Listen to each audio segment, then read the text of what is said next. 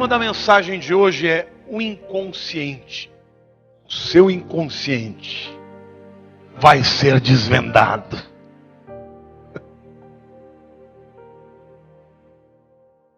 Bom, queridos, eu quero iniciar essa palavra recapitulando algumas das verdades que nós ensinamos, que são base para isso tudo que a gente vai falar.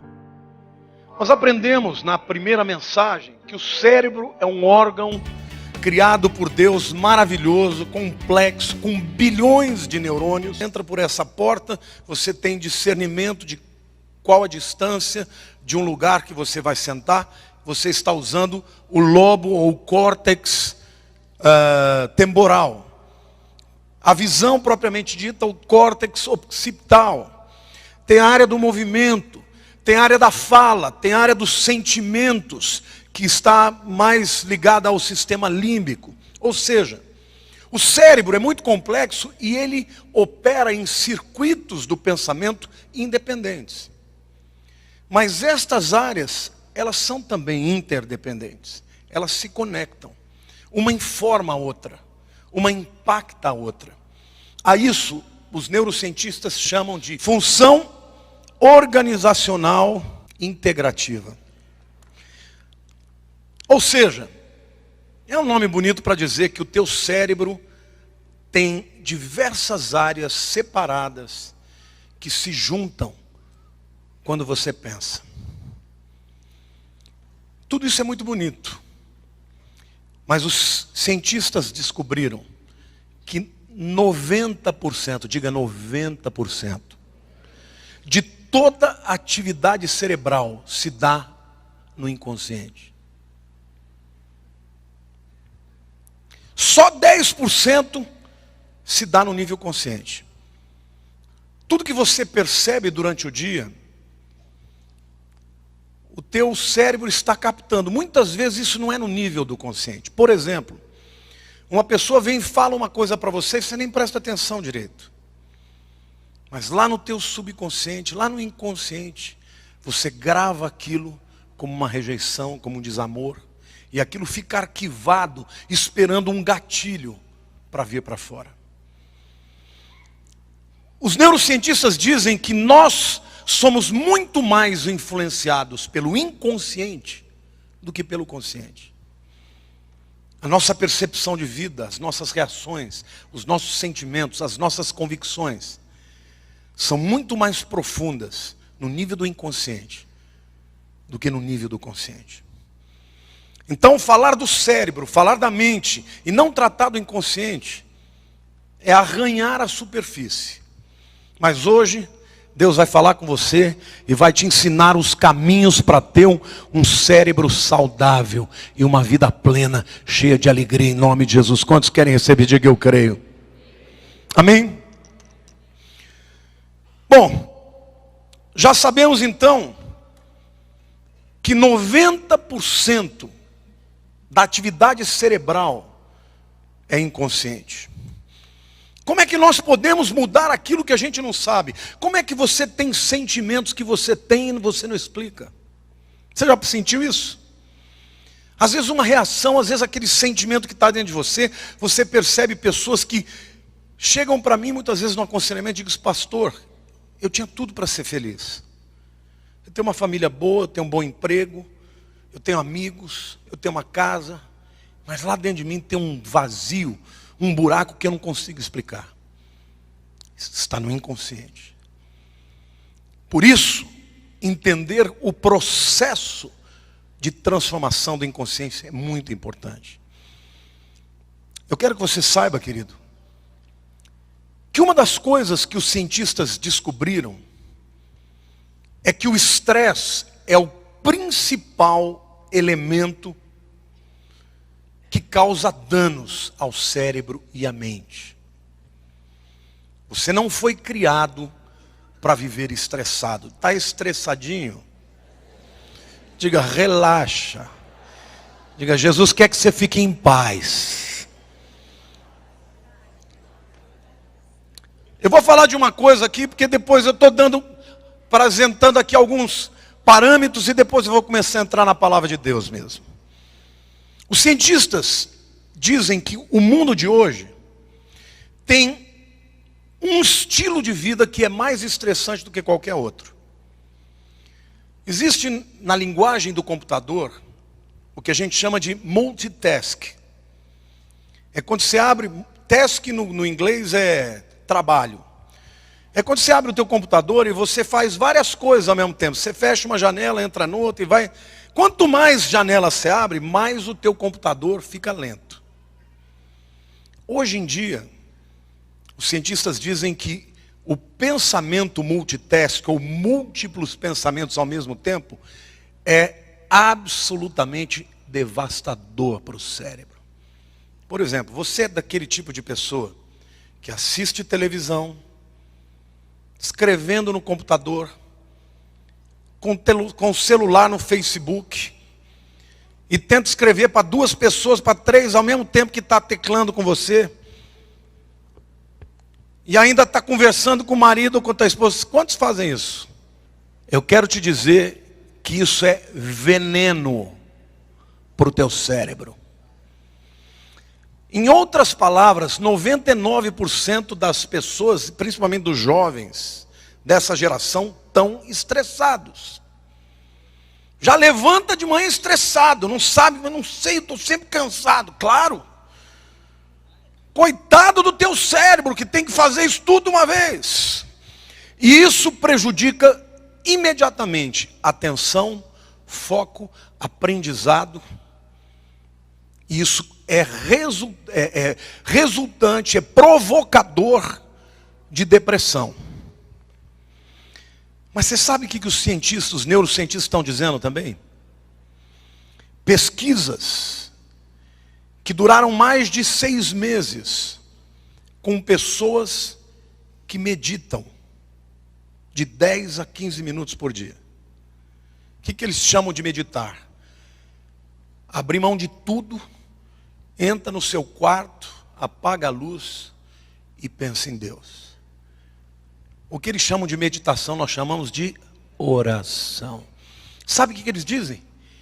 Estudos feitos com ressonâncias magnéticas, depois de 6 meses em que pessoas estressadas passaram a meditar diariamente, orar.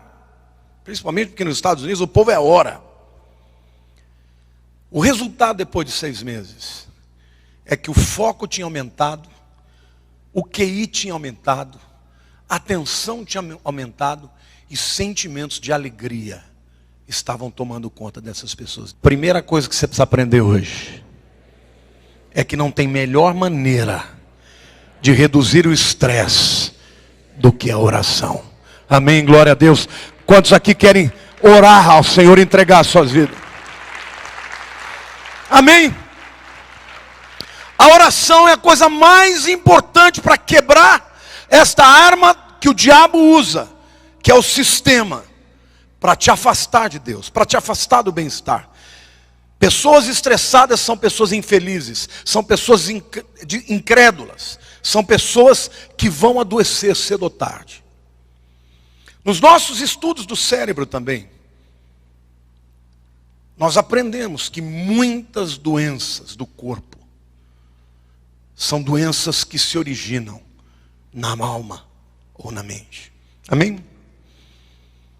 Mas eu quero falar para vocês hoje que a palavra de Deus diz em Salmo 46, versículo 10: aquietai-vos e sabei que eu sou Deus.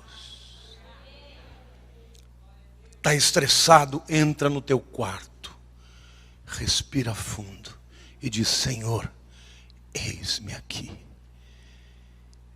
Eu creio que o Senhor é Deus, acima das circunstâncias. Eu creio. Você já viu gente que ora diariamente? Você não vai ver uma pessoa dessa estressada. Quem ora, descansa. Quem ora, entrega. Você cuida do teu corpo. As academias estão lotadas. Tudo bem, glória a Deus pelas academias, embora eu não frequente nenhuma. Mas eu cuido da minha alma, porque eu oro todo dia, eu entro na presença do meu Deus, entrego, e vou dizer uma coisa, eu vou viver mais do que muito magrinho que está aí.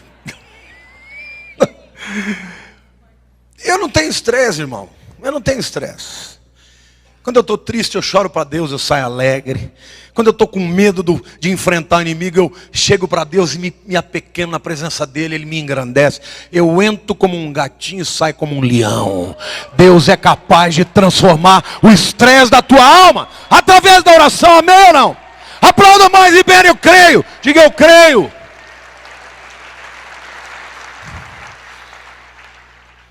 Eu quero falar para vocês sobre os agentes de transformação do inconsciente. Houve um grande psiquiatra, discípulo do próprio Freud, chamado Carl Jung. Quantos já ouviram falar do Carl Jung? Esse psiquiatra, ele fez uma observação nos diversos pacientes que ele atendia, que eles apresentavam características semelhantes aos seus familiares. Características do inconsciente, interpretada muitas vezes através dos sonhos. E ele veio então com uma teoria chamada do inconsciente coletivo. Quantos já ouviram falar sobre isso?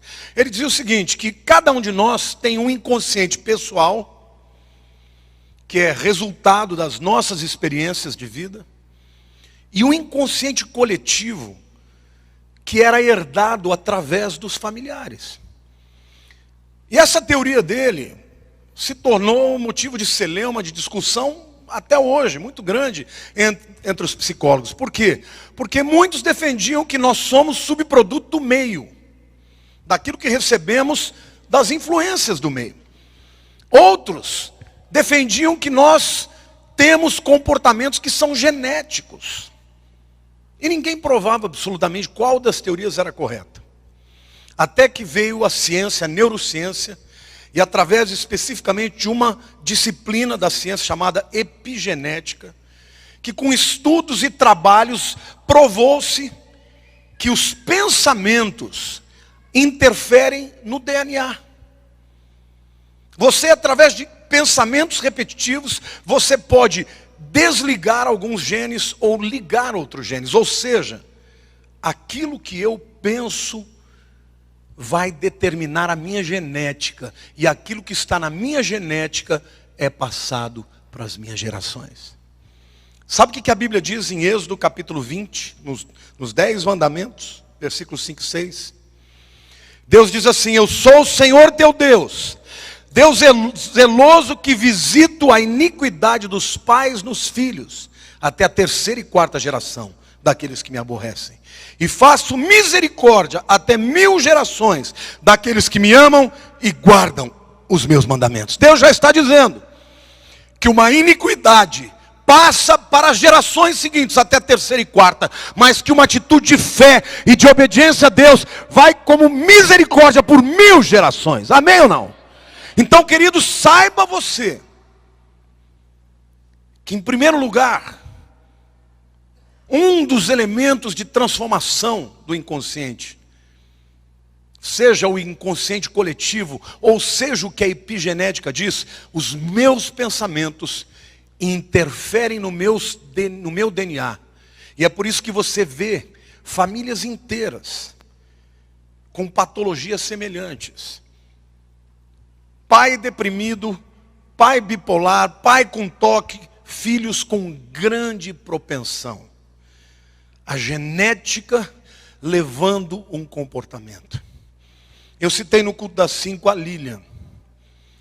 A Lilian, quando eu me casei com ela era uma menina maravilhosa, sempre foi muito íntegra, mas ela era uma menina que tinha muita tendência à depressão.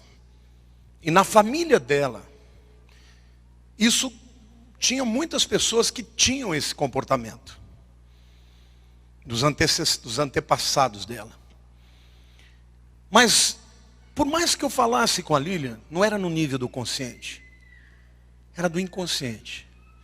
Mas eu vi a Lilian sendo transformada do dia para a noite, quando ela foi batizada no Espírito Santo. Aquela mulher depressiva se tornou uma guerreira. E hoje, muitas vezes eu vejo a Lilian entrando no quarto, ela fala: agora não quero que você entre, porque eu vou orar e vou buscar o Senhor. E muitas vezes eu vi ela saindo de lá como uma guerreira cheia de visão. Querido, a Bíblia nos ensina que a palavra de Deus, que a oração pode transformar o inconsciente. Você não precisa viver à mercê daquilo que você recebeu dos teus antepassados. Você pode escolher ser diferente. Em nome de Jesus eu profetizo isso na tua vida. Você pode escolher dizer: eu não quero isso para a minha vida, eu vou ser diferente. E Deus está ensinando aqui, Deus está dizendo: olha, aqueles que me temem, que me amam, eu exercerei misericórdia em 1000 gerações. Mas aqueles que me aborrecem, que andam na iniquidade, vai alcançar as gerações até a 3ª e a 4ª. Portanto, aquilo que você faz não tem consequências simplesmente na sua vida, mas vai trazer elementos importantes e basilares do inconsciente dos seus descendentes. Há um grande escritor americano chamado Ernest Hemingway. Esse homem se matou em 1961. Interrompeu uma carreira brilhante e tirou sua própria vida. 5 anos depois, a sua irmã se matou. 16 anos depois, o seu irmão se matou. Em 1996, a sua neta se matou. E eles foram analisar o comportamento familiar e, olhando para trás, descobriram que o seu pai se matou em 1928. Não tenha dúvidas, meu querido. Comportamentos são passados para gerações. E não é só espiritual não, é fisiológico. Pessoas podem receber geneticamente através das atitudes dos pais. O inconsciente determina as nossas decisões muitas vezes. Eu falei de 3 instrumentos de transformação do inconsciente. Falei do inconsciente coletivo.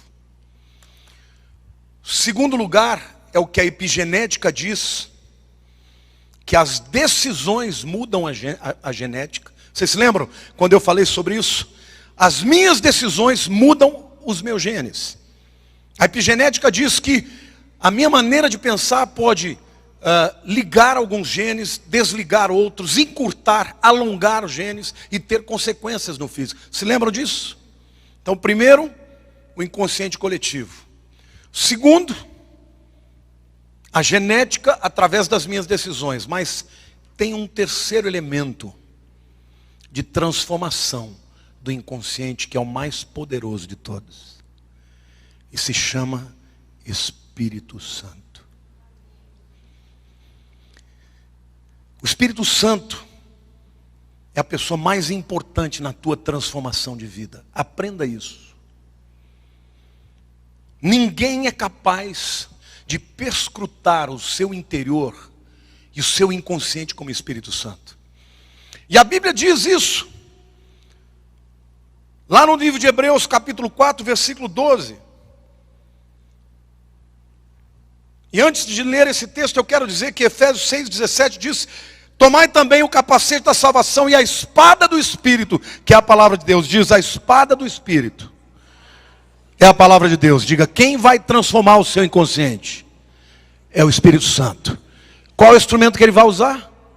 A palavra de Deus. Você tem a espada aí? Diga: você lê a espada, você usa a espada, porque ela vai transformar o seu inconsciente. Amém? Olha o que Hebreus 4,12 diz: porque a palavra de Deus é viva e eficaz e mais cortante do que qualquer espada de 2 gumes, e penetra até o ponto de dividir a alma e o espírito, juntas e medulas, e é apta para discernir os pensamentos e propósito do coração. Pensamentos fala de razão. Propósitos do coração, no grego, a palavra é enoia. Noia, no grego é mente. Metanoia é mudança de mente, que é arrependimento. Paranoia é uma mente paralela, o indivíduo é descolado, ele é da realidade, começa a ter uma realidade paralela. Noia é mente, enoia, no grego é dentro, são os pensamentos mais profundos da alma, é o inconsciente. Olha o que a Bíblia está dizendo. A palavra de Deus é viva e eficaz e mais cortante do que qualquer espada de dois gumes e penetra até o mais profundo para discernir pensamentos e propósitos do coração. O Espírito Santo, quando você nasce de novo, ele começa um trabalho na sua vida. E ele vai mais profundo. E ele começa a tocar em áreas que você nunca imaginou que ele ia tocar. E ele usa a palavra de Deus.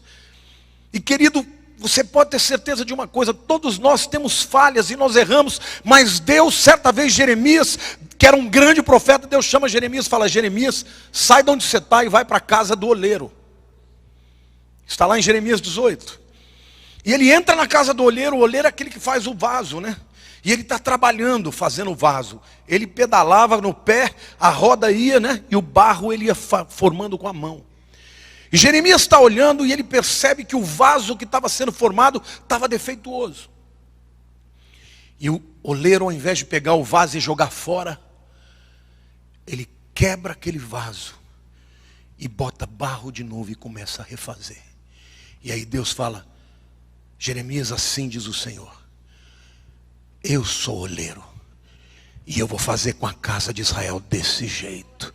E Deus me mandou dizer para você hoje: você pode ser um vaso que está quebrado, você pode ser um vaso que está com defeito, mas o Espírito Santo vai quebrar a tua vida e fazer de você um vaso novo, para a honra e glória do seu nome. Você não tem que viver uma vida de derrota, porque Deus vai quebrar você e lá no profundo da tua alma e vai reconstruir.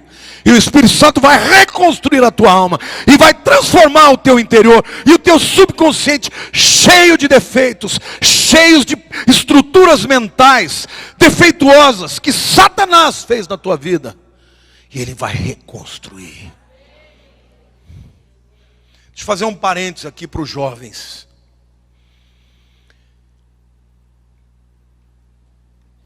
Certa vez, Nabucodonosor, o imperador da Babilônia, ele chega e invade Israel no ano 605 a.C. E logo que ele chega e sitia a cidade, ele descobre que o seu pai está morrendo. E ele tem que voltar rápido.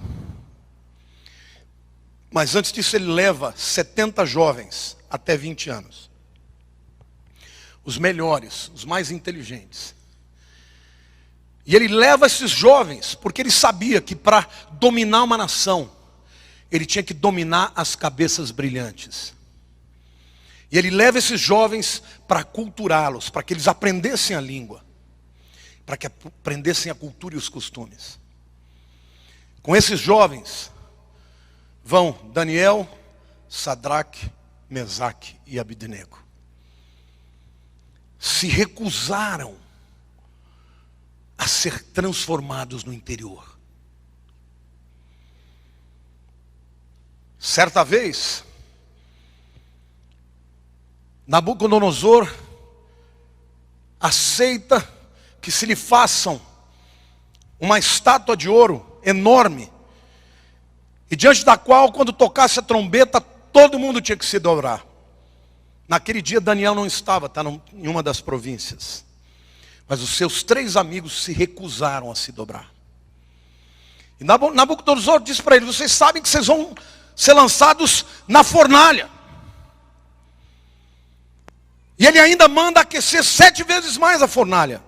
E aqueles jovens disseram o seguinte: olha, rei, fique sabendo de uma coisa. Se vamos viver ou morrer, Deus é que sabe, não é o Senhor. E tem uma coisa: se Deus quiser nos livrar, Ele vai livrar. Mas se Ele não quiser, mesmo assim, nós não vamos nos dobrar. Nabucodonosor fez tudo para culturar aqueles jovens, mas ele não pôde mudar o coração de jovens tementes a Deus. Vou dizer para você que tem filhos jovens, Nabucodonosor ainda existe, e ele está culturando os nossos jovens nas universidades. Os jovens vão para a universidade aprender a descrer e não crer, aprender a viver uma vida imoral e não andar diante da vontade de Deus. Então, imprima a palavra de Deus e ore pelos seus filhos e bote a mão na cabeça deles, porque senão o diabo vai fazer uma lavagem cerebral. E as suas mentes serão dominadas e os seus inconscientes serão amarrados. Mas aqueles jovens foram jogados na fornalha amarrados. E o calor da fornalha da prova era tão grande que os soldados que foram levá-los morreram, simplesmente por se aproximarem da fornalha. E de repente Nabucodonosor disse: não eram 3 os que caíram lá? Porque então eu vejo 4 homens andando livremente, e o quarto deles é semelhante aos deuses. Jesus estava com aqueles 3 jovens lá. E você quer saber a única coisa que queimou? A única coisa que queimou foi a corda que amarrava aqueles jovens. Tem muito jovem aí tendo liberdade demais, porque seus pais não têm coragem de botar limite. Você vai deixar os seus filhos terem amarras profundas. Tome cuidado da internet, não dê internet livre para os seus filhos, não. Porque você, com a palavra de Deus, o Espírito Santo, é quem vai, literalmente, salvar os seus filhos de serem aculturados, transformados em pessoas incrédulas e pessoas cujo inconsciente está cheio do pecado e da iniquidade. E por isso muitos jovens sucumbem, porque não conseguem enfrentar as tentações. Satanás começa a atacar no nível do consciente. Pensamentos errados que se repetem descem para o nível do inconsciente. E uma vez no inconsciente determinam as escolhas da vida e afetam, inclusive, os genes de quem as porta. Então, meu querido, resista. Está sendo tentado, entra na presença de Deus e diga: Espírito Santo, estou sendo tentado. E o Espírito Santo vai atuar na sua mente. Está sentindo um zero à esquerda, desamado, incapaz, diga: Senhor, eis-me aqui. Deus te conhece por dentro e por fora, e Ele te ama, e Ele quer interferir no teu inconsciente através do Espírito de Deus, que usa a palavra da verdade para dividir entre juntas e medulas, entre a alma e o espírito, entre a razão e o inconsciente. Amém? Você tem escolha. Romanos 8, versos 26 e 27 diz: também o Espírito, diga o Espírito, semelhantemente nos assiste em nossa fraqueza, porque não sabemos como orar como convém, mas o mesmo Espírito intercede por nós, sobremaneira com gemidos inexprimíveis. E aquele que sonda os corações, sabe qual é a mente do Espírito, porque segundo a vontade de Deus, é que Ele intercede pelos santos. Você já enfrentou alguma situação que você não sabia como orar? Deus, eu não sei nem o que orar. Já sentiu isso? Porque existem lutas que não estão no nível do consciente. Você não discerne. Está no nível do consciente. Está no inconsciente. E nessa hora, é que se você começar a orar nas línguas estranhas, o Espírito Santo vai interceder por você no nível do inconsciente.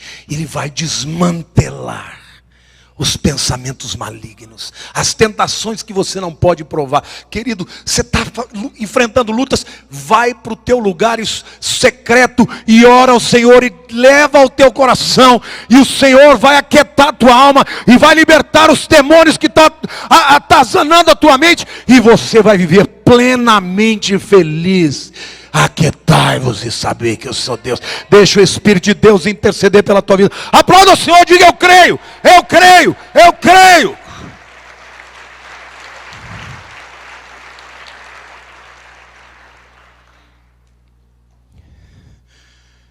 Deus certa vez deu uma palavra para Ezequiel, capítulo 18, versos 2 e 4, até 4. Havia um provérbio que expressava muito bem a crença do povo de Israel. E o provérbio diz assim, o texto é autoexplicativo: que tendes vós que acerca da terra de Israel proferis esse provérbio dizendo: os pais comerão uvas verdes e os dentes dos filhos é que apodreceram. Tão certo como eu vivo, diz o Senhor Deus, jamais direis este provérbio em Israel: eis que todas as almas são minhas, como a alma do pai, também a alma do filho é minha. A alma que pecar, essa morrerá. O que Deus está falando? Os povos ao redor dizem que os pais comem uvas verdes e os dentes dos filhos apodrecem. Dá para entender, né? Um tempo que não tinha Sensodyne, escova de dente. As pessoas eram expostas, né? A dentina das pessoas era exposta, por exemplo, ao ácido da uva verde. O natural é que a pessoa que come uva verde, o dente apodrece. Mas o provérbio dizia: os pais comem uvas verdes e os dentes dos filhos que apodrecem. Esse era o provérbio que dizia. Tinha alguma verdade, claro, até naquilo que nós vimos. Mas Deus fala assim: com vocês não. Povo de Israel, que eu sou Deus. Você vai comer teu pai come uva verde, você não vai ficar com o dente podre, não.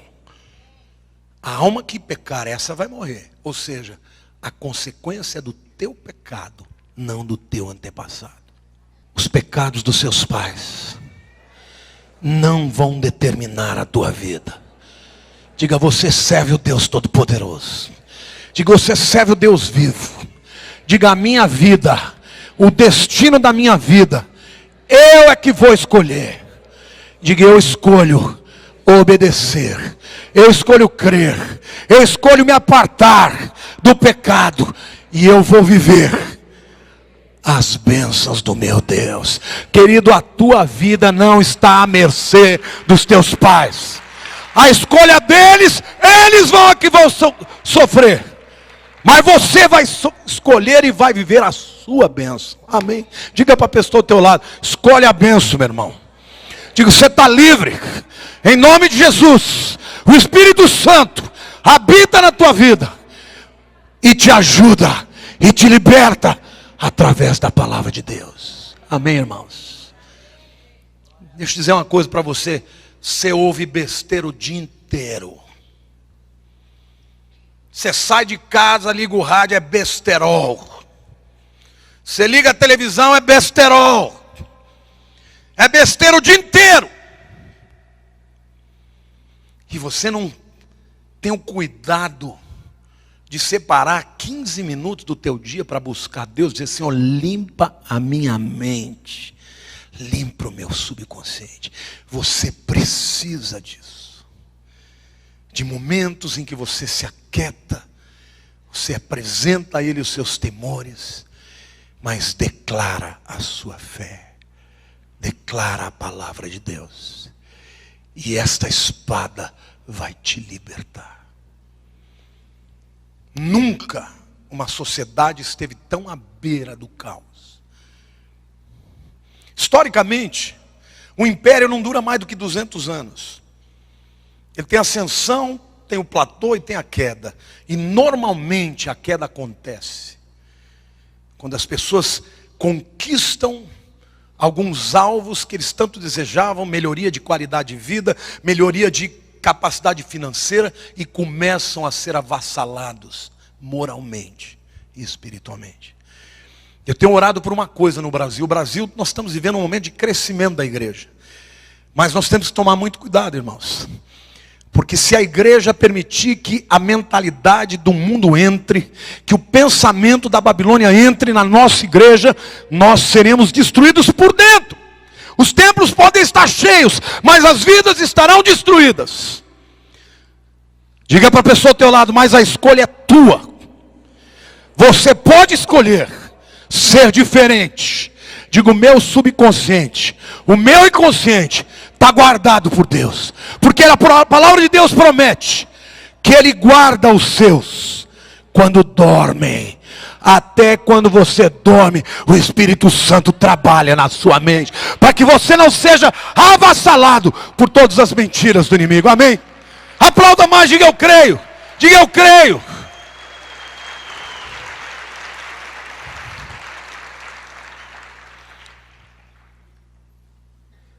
Eu vou fazer para você uma declaração de amor de Deus pela tua vida. Preste atenção. Efésios 2, verso 10 diz assim: pois somos feitura dele. Diga feitura dele. Criados em Cristo Jesus para as boas obras, as quais Deus de antemão preparou que andássemos nelas. Essa palavra feitura no grego é poema. Não é que significa poema, não. A palavra grega para feitura é poema. Porque no grego, o verbo poiel significa fazer. Poema é aquilo que eu faço. O que Deus faz é lindo como um poema de amor.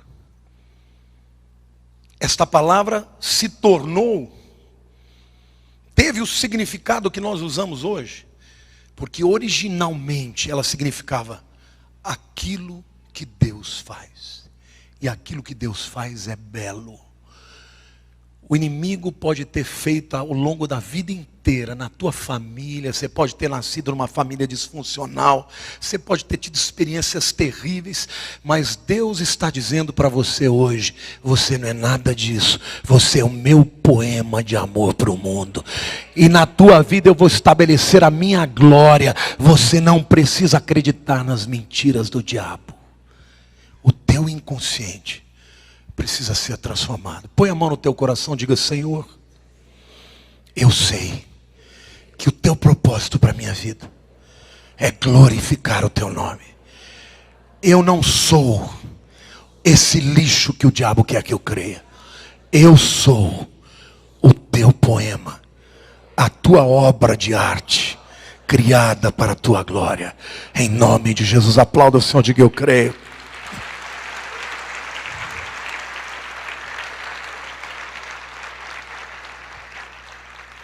Diz que uma menina foi escrever uma redação na escola. E ela escreveu uma redação em 4 capítulos.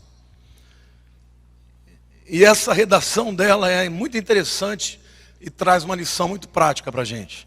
Diz que o capítulo 1 estava escrito assim: eu fui para a escola e no caminho encontrei um buraco fundo e eu caí. A culpa não foi minha. Capítulo 1 fechou.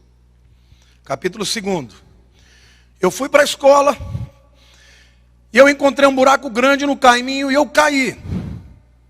A culpa é minha. Acabou o 2º capítulo. 3º capítulo. Eu fui para a escola e havia um buraco grande no caminho e eu desviei dele. Acabou o 3º capítulo. Capítulo 4. Eu fui para a escola, havia um buraco grande no caminho e eu mudei de caminho. Você pode cair uma primeira vez porque você não sabe, a culpa não é tua. A segunda, se cair, a culpa é tua. A terceira você dizia, a quarta fala, eu não quero correr o risco e eu vou mudar de vida. Então para de ficar voltando para trás e caindo nos mesmos buracos, porque Deus te deu a capacidade de escolher. Eu não quero isso para a minha vida. Amém ou não? Aplauda mais, diga: eu creio, eu creio, eu creio.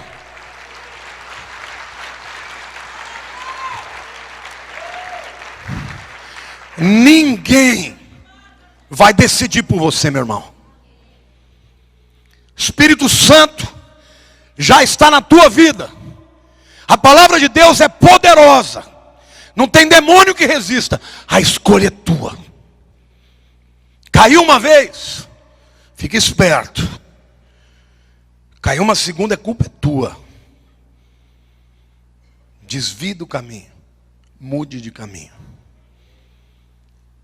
E o teu cérebro vai agradecer. E o teu inconsciente vai dar glória a Deus. Amém?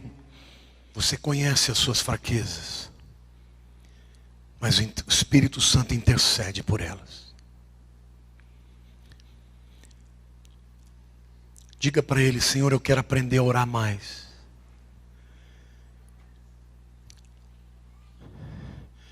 Eu quero aprender a ter alegria na tua presença. Eu preciso disso. Abra o teu coração agora. Se exponha a Ele. O Senhor está te chamando hoje, dizendo: filho, os grandes homens da Bíblia não eram melhores do que você, mas eles descobriram o valor da oração. O rei Davi, já como rei, ia 7 vezes ao templo por dia para adorar o Senhor e para buscar a sua presença. O primeiro ministro da Babilônia e depois da Pérsia, Daniel, orava 3 vezes ao dia. Você acha que você não precisa disso?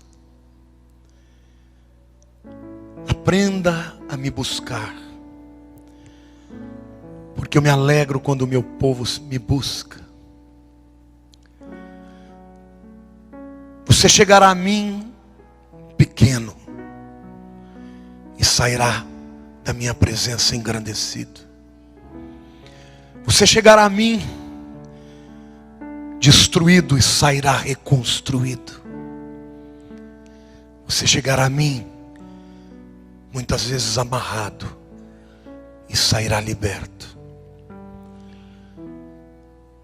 Assim diz o Senhor: eu estou inclinado, os meus ouvidos estão inclinados, o meu braço está estendido para aquele que me buscar.